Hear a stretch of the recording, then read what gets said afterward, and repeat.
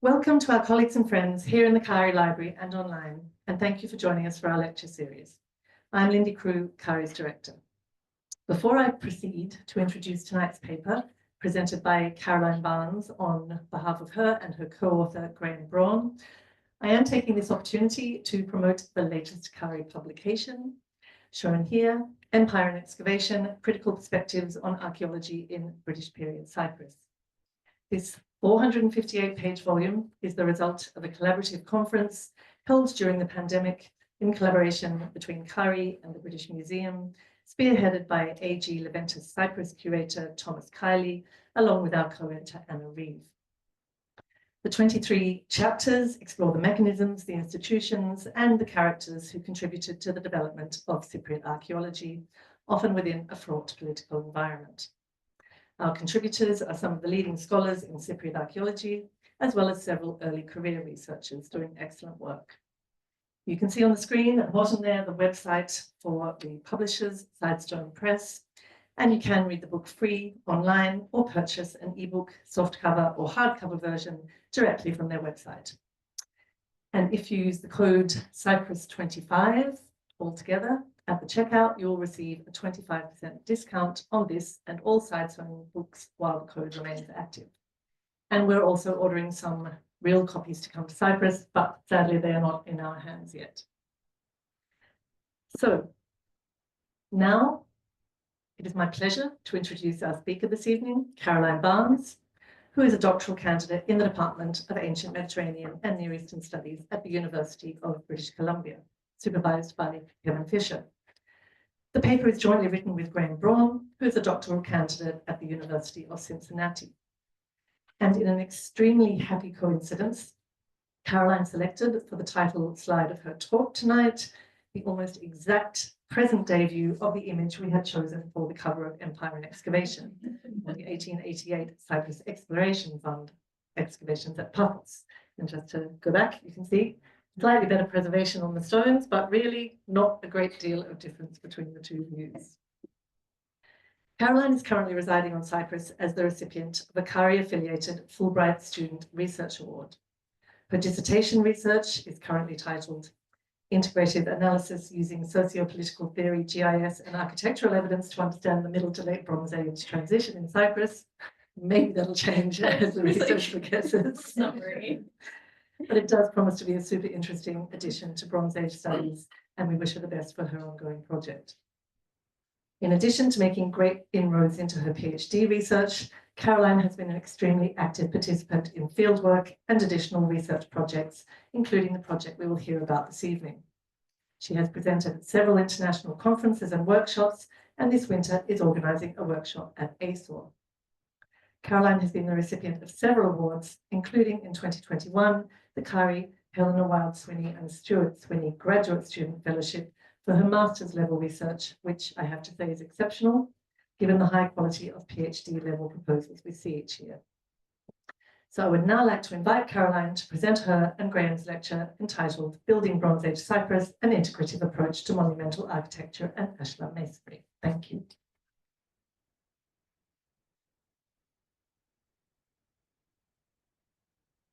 Okay, is everyone can hear me all right? Thank you, Lindy, and thank you everyone here tonight and on Zoom. I'm presenting this paper, as Lindy mentioned, which is co-authored by myself and Braun, a PhD student at the University of Cincinnati. Over the past 2 summers, Graham and I have worked with Dr. Kevin Fisher to survey 5 late Bronze Age sites across Cyprus. This work informs our attempt to understand the construction techniques, transfer of technical knowledge, and labor practices of late Bronze Age Cypriots. My talk tonight presents a selection of the preliminary results and challenges from our study. We are still in the process of synthesizing most of our data and bringing together various components of digital recording, statistical analysis, and theoretical reimagination. I'm excited to share where we're at and where we hope to go with this project. The focus of our investigation is Ashlar masonry. Ashlar refers to rectilinear stone blocks that are worked towards a smooth surface. In Cyprus, ashlar is made of sandstone and limestone, and used for a variety of architectural elements, primarily foundation plinths and the first courses of buildings, as you can see in this photo, but also as columns and column bases, thresholds, door jambs and doorways, benches, and is often used to make the first one or two steps in a staircase. Ashlars in Cyprus are distinguished from ashlar elsewhere in the Eastern Mediterranean by the frequency of a decorative feature called the drafted margin, which is the border you can see here around the edge of the block. The first known example of ashlar masonry in Cyprus dates to the Middle to Late Cypriot period transition, sometime after 1750 BCE, at the fort site of Korovia Nidovikla in the Karpas Peninsula. This appearance has been attributed to Levantine influence, given the widely attested connections between Cyprus and the Levant, specifically with Ugarit, as well as the similarities in the architecture of Levantine forts and Nidovikla, as pointed out by Eddie Peltenberg. In the following Late Cypriot 2A to B period, there's limited evidence of ashlar.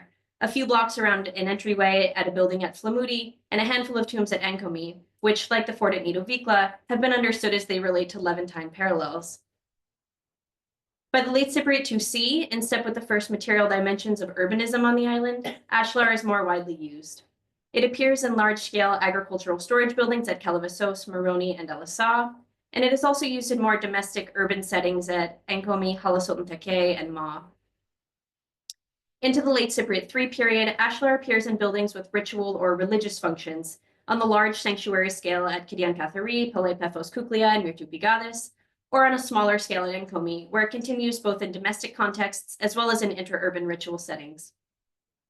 What you might take away from this very brief review is that ashlar increases over the course of the Late Bronze Age. And while it is initially concentrated on the East Coast, where it continues throughout prehistory, for the Late Cypriot 2C, it is used across the island, with striking examples on the South Central Coast. The appearance of ashlar is widely associated with the appearance of urbanism on Cyprus and is often discussed as it relates to elite building projects. While studies to date of ashlar and architecture have lent tremendous value to our understanding, we still know little about the people who constructed these buildings and the complex and dynamic ways in which power was enforced, exchanged, shared, and subverted in the act of constructing a building. This is especially interesting given the fact that Cyprus appears to lack a state-like or island-wide authority during the Late Bronze Age. Unlike neighboring Anatolia, Crete, mainland Greece, and Egypt, there is no evidence of stonemasons associated with the ruling class and their palaces in Cyprus. In this light, our project attempts to direct attention toward understanding the agency, labor mobilization, and community organization of builders and masons themselves. From a technical standpoint, labor mobilization and organization can be understood through the framework of architectural energetics. This approach is designed to quantify the human effort required for building projects in terms of person days and person hours. For our study, we applied work rate equations by Maud de Volder for ashlar structures in Neopalatial Crete, as well as the work of Yannick Boswinkel for monumental stone constructions in mainland Greece, in order to estimate labor investments for ashlar masonry in Cyprus. This approach is akin to a chain opératoire, where calculations are made for each step of the construction process, including stone extraction, transportation, assembly, and finishing or dressing of the stones. Most ashlar in Cyprus is from an outcropping of the Pakna Formation, which is comprised of two different types of sedimentary stone. On one hand, the more common sandstone of cream-colored chalks and marls, and on the other, the Caronia kind, a bright white chalk limestone. Both kinds of Pakna stone are relatively easy to shape and are ideally lamented for extraction already in rough isodomic form, as you can see here in the photo on the left from the Tokni sandstone quarry. Once a viable stone source was found, extraction typically involved a process of channeling and wedging. This began with cutting a long, narrow channel into the rock to define a block's edge. Wedge holes were then carved at strategic points along the channel where wooden or metal wedges were inserted and gradually driven in to create pressure, ultimately splitting the stone from the bedrock. Evidence of both channeling and wedging can be seen here on a stone face from the Tokni quarry, but of course, without additional context, we can't determine the exact period when this particular example was created. The exact methods of transporting stone to site are not always clear, but it was likely that stone was moved using sledges either with or without rollers, dragged by draft animals, and in the context of Cyprus, these animals were probably donkeys or cattle. Depending on the quantity and size of the stone, carts may have also been employed instead of sledges, and in some cases, particularly for sites near the coast, stone may have been transported by ship, which would have significantly reduced the overland carrying burden for both humans and animals. Once on site, the stones would have been positioned and assembled, likely with the aid of ropes around lifting bosses, which you can see here in the image on the left. There's no evidence of cranes or advanced hoisting technology from this period in the Eastern Mediterranean, and so it's generally believed that large blocks were stacked using earthen or wooden ramps. And we've been also thinking about how stones were moved into specific positioning atop plinths from evidence of what we're calling wedge marks. You can see here in the photo on the right, which we think might have been marks left by sort of levering blocks into place along the plinths. Once set in place, final surface finishing and detailing would have been applied. Ashlar masonry exhibits a range of surface treatments from rough to highly smoothed finishes. Some of this finishing was likely done before the stones were placed, but the presence of ashlar chippings beneath floors and along walls suggests that final adjustments were often made in situ. Surface finishing was carried out with different tools such as chisels or adzes, and a number of more roughly finished surfaces were likely carried out with a double-edged tool, such as this axe adze seen here from Ancomine. In general, the evidence of metal masonry and stoneworking tools is pretty limited on Cyprus, but we do have cataloged examples that have been studied by Nick Blackwell. There were also probably stone tools used in at least finishing ashlar blocks, and it's possible that an abrasive stone like pumice or emery stone were used to smooth the surface. As helpful as architectural energetics might be in reconstructing these different aspects of the building process, there are, of course, other steps that might not so neatly fit into this scaffolding, and that might be unanswerable, given that archaeological sites present less than ideal circumstances for collecting every measurement of every stone as they would have stood in antiquity. Was a site completely leveled before construction? How much bedrock was cut away and how much earth was moved? Were materials reused from earlier or other sites? Was there scaffolding? What kinds of transport animals were used? How do we know if they used a sledge or a cart? Despite the difficulties we have in answering these questions, we do think that an integrated energetics approach remains valuable as a lens through which decisions in the building process are made clear. Energetics forces us to take into account the variety of physical and cultural factors at specific sites and quarries, making it so our comparisons between sites are not based on precise energetic numbers, but on examining how different communities prioritize labor and resources in their respective building projects and within their wider communities. One way that we further explored these relative decisions in the building process is by comparing tool marks between sites, and what this might tell us about regional techniques or building traditions. To investigate this, we have two complementary digital recording methods. First, photogrammetric imaging, which allows us to generate detailed 3D models of worked stone surfaces. And second, high-definition terrestrial laser scanning using a faro-focused laser scanner to capture precise data, including dimensions, tool marks, and surface modifications. From these digital recordings, we created surface models of the worked faces of the ashlar blocks, which help us to visualize and analyze tool marks in finer detail. We applied this methodology of architectural energetics and digital recording to a total of 5 sites, including Building 10 at Kalivassos Dimitrios, the Ashlar Building at Moroni Bornes, Building 2 at Elisa Paleotaverna, the Sanctuary at Palaepaphos Kuklia, and the Temenean Temple Complex at Kition and Palaepaphos. The results of our fieldwork revealed that although there is evidence of shared construction practices on an aesthetic level, there was no explicit uniformity between these sites. We believe that this indicates that while there was an active technological network shared between sites, each retained local character and their own building practices. We started our project looking at Building 10 at Kalivassos Dimitrios in the summer of 2023. Building 10 is a large, square-shaped building that stood at least 2 stories tall in antiquity.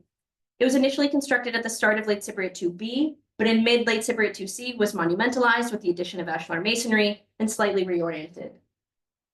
Building 10 is perhaps best known for its northern and western pithos halls, which had extensive olive oil storage. While these buildings include several ashlar components and walls, most of the wall construction consists of rubble masonry. Both ashlar and rubble would have been topped with a plastered mud brick superstructure. The ashlar in Building 10 is characterized by rough-cut sandstone, often retaining lifting bosses and featuring drafted margins on nearly all blocks, except for a handful in the central hall, which are fully finished to a smooth surface with no drafted margin, although some of these were perhaps used in the construction of benches rather than in walls. Ashlar was also used in the pillars of the western pithos hall, and at least as a column base in the central hall. We can confidently say that the stone for Building 10 was sourced at the Tokni Quarry, actually still a modern quarry source, about 7 kilometers northeast of the site. Our laser scan of Building 10's ashlar revealed variations in surface finishing.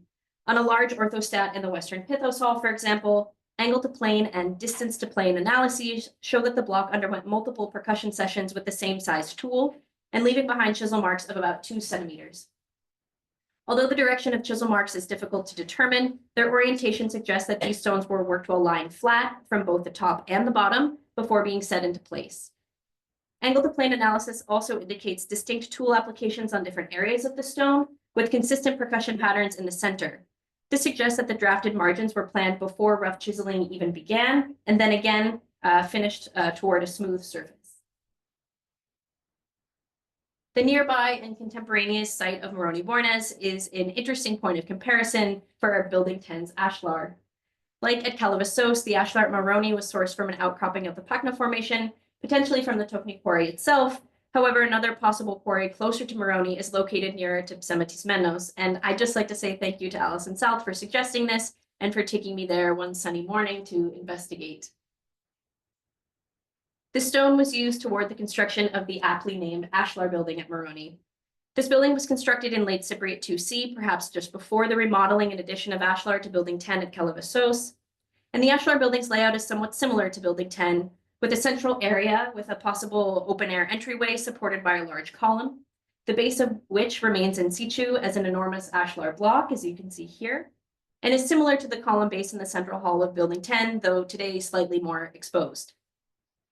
The ashlar building also has evidence for oil pressing and processing and is flanked on the north and the east by ancillary rooms with evidence of pithoi storage, though not quite on the same scale as Building 10.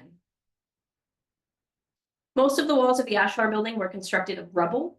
The exceptions are the central area of the building, which was made up of sandstone ashlar, at least on the first course. The blocks are consistently worked towards a flat plane with no drafted margins here. And there is a small row of ashlar plinths that remain in situ in the northeast external wall of the building, where we do have some drafted margins. A comparison of laser scans between our block at Kalavassos and one at Moroni show similar rough chisel marks comparable in size. We also see a similarly flatly worked edge of the block. The Moroni example is not quite a drafted margin, perhaps it's an unfinished one, but overall this is suggestive of similar tool use and technique between the sites in the finishing treatment of ashlar blocks. The range of tool marks at Moroni and Kalavassos are also similar. Both exhibit blocks that have the wide rough variety as well as the thinner, flatter kind. But the overall aesthetic of ashlar at Moroni differs from that at Building 10. Building 10's ashlar is characteristically more roughly worked. That is to say, there are simply more roughly worked blocks throughout the building. The appearance of drafted margins is also more consistent at Kalavassos, and the lifting bosses are most often left on the blocks. At Moroni, the lifting bosses of ashlars have been fully cut away. This seems to have been a very intentional choice. You can see here at Kalavassos, we have two examples, one where the surface was left roughly finished and another where the surface is more smoothed, and both have a drafted margin and both have the remnants of lifting bosses. Moving to the west, the contemporaneous ashlar building 2 at Alisal Paleotaverna served a similar role as the previous examples, acting as a central area of storage for agricultural goods, but its extent of ashlar differs significantly. At Moroni and at Kalavassos, ashlar is integrated with rubble masonry, but strategically placed for its visibility in areas of social interaction or room function. However, at Alisal, ashlar masonry makes up every single wall of Building 2, including the small walls that were partitions for smaller, more private areas. All internal blocks are worked to a consistently smooth face with drafted margins, and the faces are more or less worked to the same degree of finishing. There's no differentiation depending on the position or the location of blocks. This is to say that there are not rough blocks in one area, smoother in another. They're all worked towards a smooth face. Only the external walls retain lifting bosses, and it's possible that at least some of these were not removed because they would not have been seen, especially in the north where the external building wall abuts a retaining wall. All of this is to say that ashlar doesn't have any better quality ashlar than Alisal and Moroni, but just that it's worked more consistently across the building as a whole. At Alisal, we also see the use of significantly larger ashlar blocks than at Kalavassos and Moroni. One striking example is this massive plinth on the south external wall next to a doorway.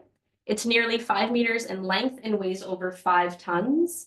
This raises important questions for us. Why did the builders choose to transport and install this block as a whole rather than sawing it in half.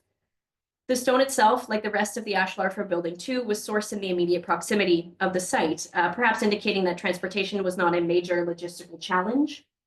But regardless, the decision to keep such a large plinth intact suggests that its size was a valued property, meant to be displayed, particularly given its prominent placement near the entrance of the building.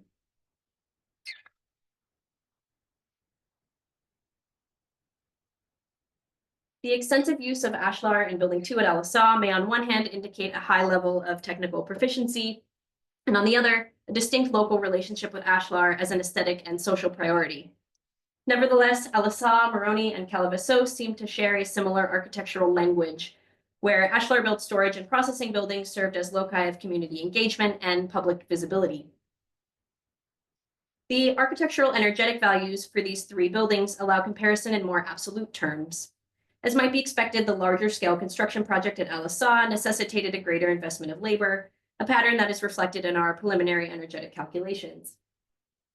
Because of the variable nature of archaeological remains, we've categorized our data into 3 different kinds. The first consists of ashlar blocks where all 3 dimensions, length, width, and height, are measurable on either the site or from published site plans.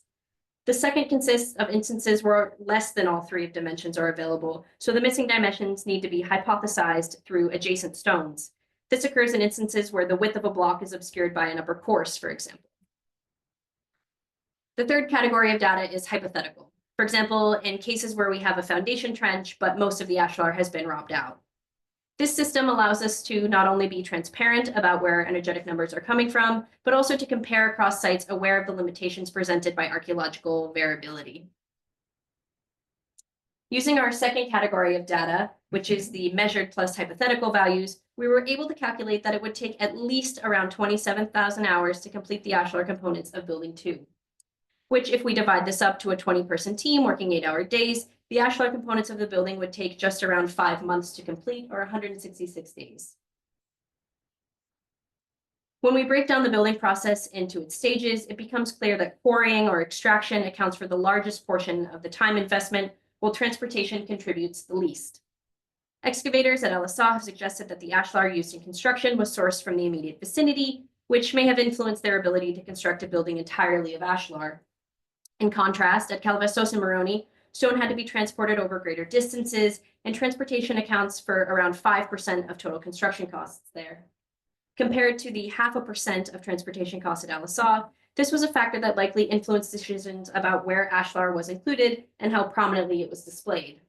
In other words, rather than being used indiscriminately throughout the entire building, ashlar at Moroni and Palaepaphos appears to have been prioritized in visible or significant settings, suggesting that its placement was not just a symbolic decision, but one impacted by economic transport conditions. The sites of Al-Asa, Palaepaphos, and Moroni were all abandoned around the transition to or just after the start of the late Cypriot III period. Following this, ashlar appears in contexts more explicitly associated with ritual and religious purposes. In that sense, ashlar remains used in buildings with a publicly visible, communally oriented role, albeit with different building function. One such example is the late Cypriot sanctuary at Kition and CAARI in Larnaca Bay. At the turn to the late Cypriot III period, around 1200 BCE, a large complex of multiple temples and 2 temene were constructed at Kition, much of which was outfitted with ashlar masonry. 2 workshops at Kition provide evidence for metallurgical processing and potentially weaving, though this has been understood to be associated with the ritual activities of the temple due to the workshop's proximity. No large-scale storage areas for the materials produced in these workshops have been identified, but whether this is due to archaeological invisibility or their actual absence remains uncertain. What does emerge for the first time is the use of ashlar at such a large scale. Despite the chronological and regional distance from late Cypriot 2C ashlar buildings in our study, the tool marks on the ashlar at Kition indicate continuity in the range of tools and stoneworking techniques. This is to say that the finely finished surfaces of ashlar blocks at Al-Asa are comparable to the fine tool marks at Kition. The change is at the scale at which ashlar is appearing. Firstly, the majority of blocks at Kition are much larger than at the late Cypriot 2C sites, perhaps indicating an increased efficiency of technique rather than a big change in technique. And secondly, Kition's ashlars were not quarried locally or even within the immediate vicinity, but they were sourced from a location about 20 kilometers away across Larnaca Bay, and presumably brought to site by ship. This demonstrates a deliberate choice of builders to acquire this white limestone that contrasts sharply with the otherwise local yellow sandstone, an aesthetic decision that highlights both the skill and logistical capability of Kition's builders in extracting, transporting, and working such a material. We also see unique treatment of ashlar in the lifting bosses at Kition. Those that were left on the blocks are positioned toward the upper part of the stone, sort of flush with the drafted margins, unlike in earlier periods where they more commonly appear in the center of the blocks. Whether this reflects a change in lifting techniques is difficult to determine, but maybe it suggests a local construction practice associated with transport and assembly at Kition. The application of ashlar at Kition also expanded to a broader range of architectural features. For instance, stepped capitals such as those found in Temenos B, as well as a large number of stone anchors that were incorporated into the built environment, demonstrate a more varied use of stoneworking at Kition than at other sites. However, we might say that the greatest deviation in ashlar techniques that we've studied comes from the sanctuary at Palaepaphos Kuklia, located on the southwestern coast. Used well into antiquity, the late Bronze Age levels at Kuklia are difficult to discern as they have been obscured, and much of its material was reused in other areas of the site. Nevertheless, a number of large orthostats of the Bronze Age Temenos remain in situ, and they are quite massive. They extend to 2 meters in height. One is almost 4 meters in length, and they are all almost 1 meter in thickness. These orthostats are accompanied by a single remaining ashlar column, which has been taken as evidence that there was a colonnade or a roofed area here. This is further supported by a 90-degree cut in the pillar and in the orthostat of the entryway into the temenos, perhaps indicating a similar size of wooden roof or support beams. Further differences in ashlar techniques at Kuklia from other sites are the drafted margins. The large orthostats and their plinths don't have drafted margins, and as you can see here, the tool marks extend from the orthostats onto the plinths, suggesting that they were both finished at the same time, probably in situ. And additionally, you can even make out some wedge holes here on the orthostats, likely from the extraction of these stones, which is kind of just a cool observation. A small line of ashlar plinths perpendicular to these orthostats do have drafted margins, but they are 2 to 4 centimeters larger in size than all of the other sites in our survey. Energetic values at Palaepaphos and Kition are difficult to determine with a reliable sense of accuracy. At Palaepaphos, not only are we presented with the difficulty of reconstructing the area due to the obscured late Cypriot levels, we're also left to wonder about the precise quarry location and method of transportation. It's clear that these orthostats would have required unique and innovative solutions for transporting and placing them due to their enormous size. During our survey, we noted these carved channels in the corners of a few of the orthostats, which we suspect probably accommodated ropes to move and lift the blocks into place. This is something unique to Kuklia and necessary for us to consider when calculating transportation costs. Even at Kition, where we know that the limestone came from across Larnaca Bay, it is difficult to understand the full scope of transport costs, as we still need to deduce the type, carrying capacity, and speed of boats during late Cypriot III. As you can imagine, this analysis presents its own challenges. How long did it take to load the ships? What were the variations in travel time due to things like wind conditions? And how far was CAARI from the late Bronze Age harbor? In spite of the many challenges presented by an energetic study, we can nevertheless draw a number of conclusions about the construction of ashlar buildings across the late Cypriot period. While each site seems to be communicating in the same architectural language, wherein ashlar masonry is a valued and monumental aspect of the built environment, there is not a single discernible technical evolution over time. Masonry techniques seem to have remained relatively conservative, with innovations occurring not in technical execution as much as in scale. In terms of the decision to invest in ashlar masonry, we might understand that its novelty became not just in its appearance or presence, but also in its elaboration of size and materiality. This makes sense when we look at Palaepaphos and Kition, where there is a preference for larger and more distinctive stone blocks. This increase in scale may indicate an increasing efficiency, allowing for the allocation of resources towards sourcing more unique stones and transporting larger blocks. When they are present, the size of drafted margins is relatively consistent throughout the late Cypriot period.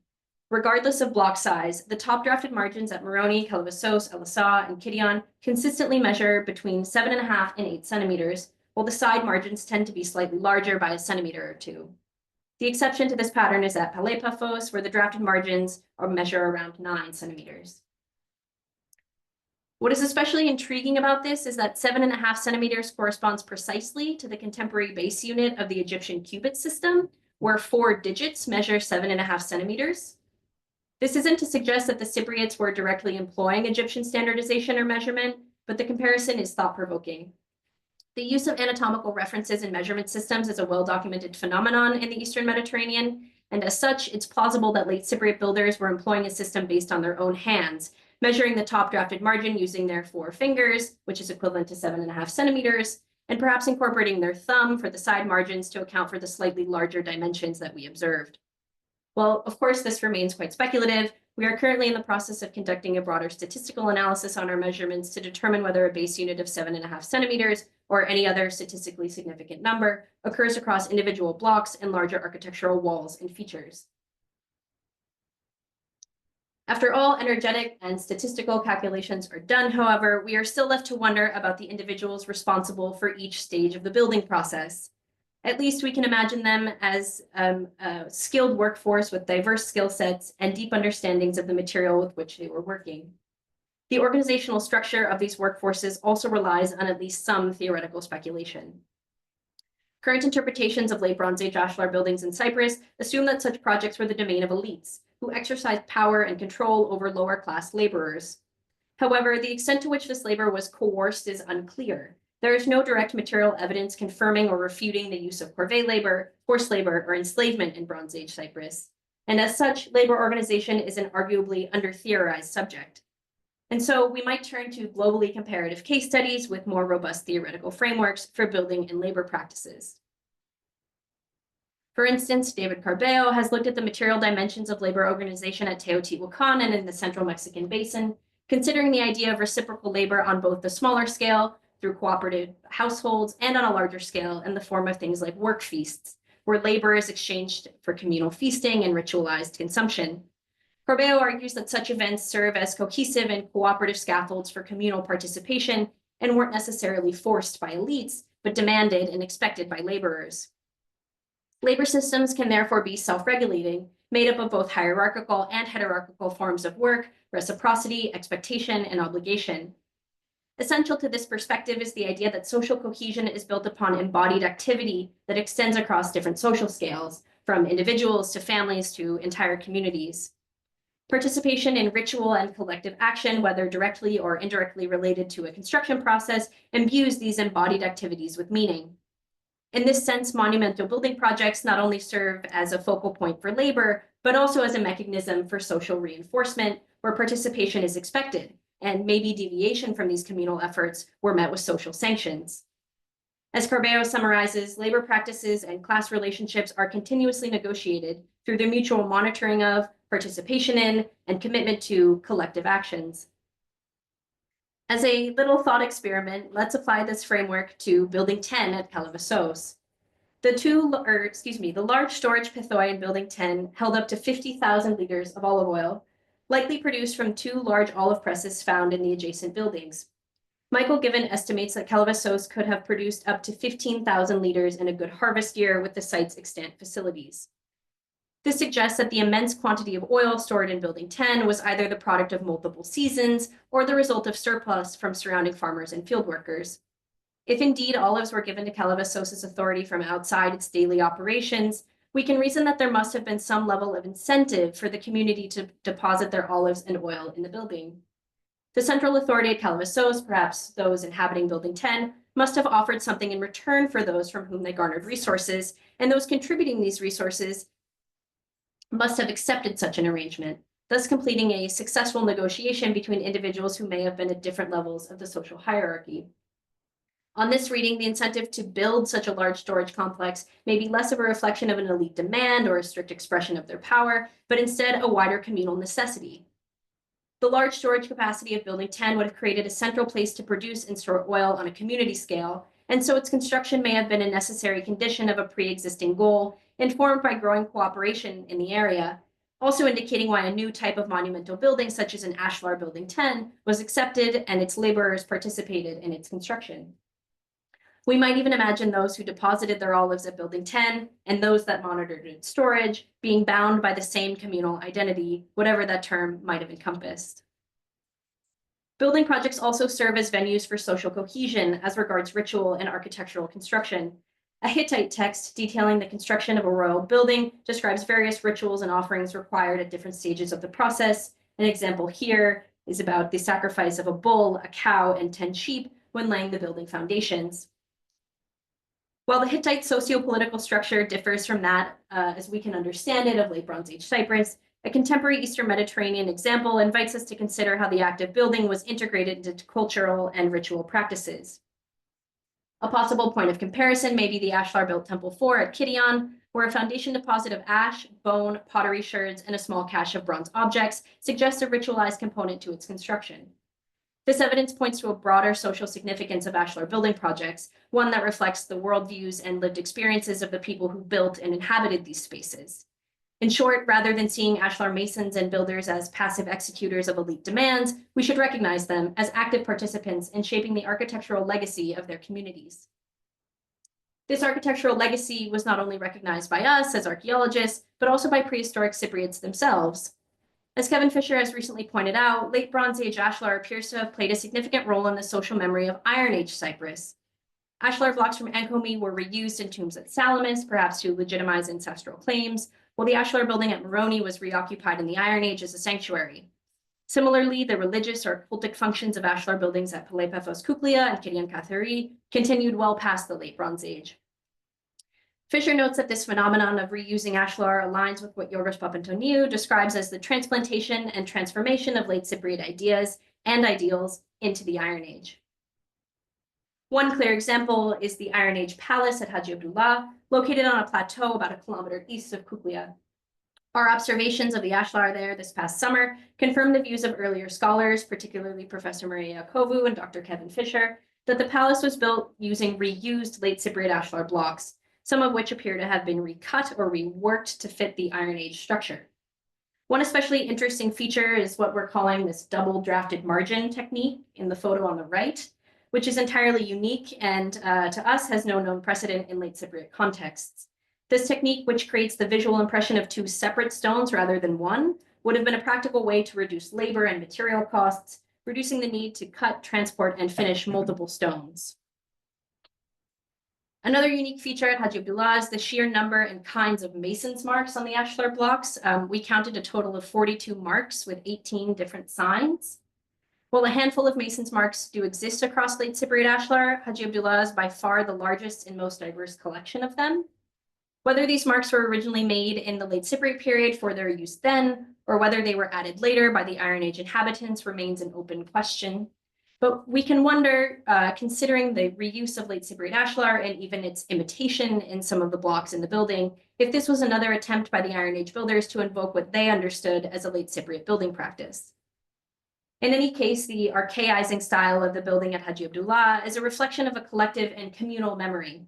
Such a physical manifestation of the past through late Cypriot Ashlar reinforced social cohesion in the Iron Age. And in this way, the endurance of Ashlar construction was not merely a functional or aesthetic choice, but a deliberate means of maintaining ties to history, identity, and a shared cultural memory. By way of conclusion, I'd like to highlight some of the exciting projects that have emerged from this study and outline the future directions of our work. Our laser scans of the Ashlar orthostats at Kition have opened up new avenues of research, including a collaboration with Dr. Sveta Manolova to reassess and republish the corpus of ship graffiti at Kition. By integrating our high-resolution laser scans and architectural analysis with Dr. Manolova's maritime expertise, we are producing refined redrawings of the 1985 original publication as an analytical resource as well as a means of preservation. Additionally, we were recently awarded funding by the University of British Columbia's Public Humanities Hub for the production and publication of a zine, a short public-facing and creative portrayal of the construction of Building 10 at Kalavasos. Beyond this, Graham and I are actively working toward a comprehensive comparative study synthesizing our findings across all sites, those included in our surveys, as well as others with Ashlar masonry. We also hope to publish smaller publications focused on our digital methodology, a metric analysis, and hopefully a study of the mason's marks. Of course, all of these projects in due time, as Graham and I also have our own dissertations on separate topics to write, but we are deeply excited about the potential of this project and look forward to continuing this work. So thank you very much for your attention. Thank you, of course, to CAARI for hosting this talk tonight and for hosting me this year. as an affiliate for my Fulbright Award. We would like to express our thanks, of course, to the Department of Antiquities for allowing us to conduct this work, and our gratitude as well to the directors of the sites under our study, including Allison South, Dr. Kevin Fisher, and Professor Stuart Manning, Dr. Sophocles Hadjisavas, and Professor Maria Kovu. Thank you.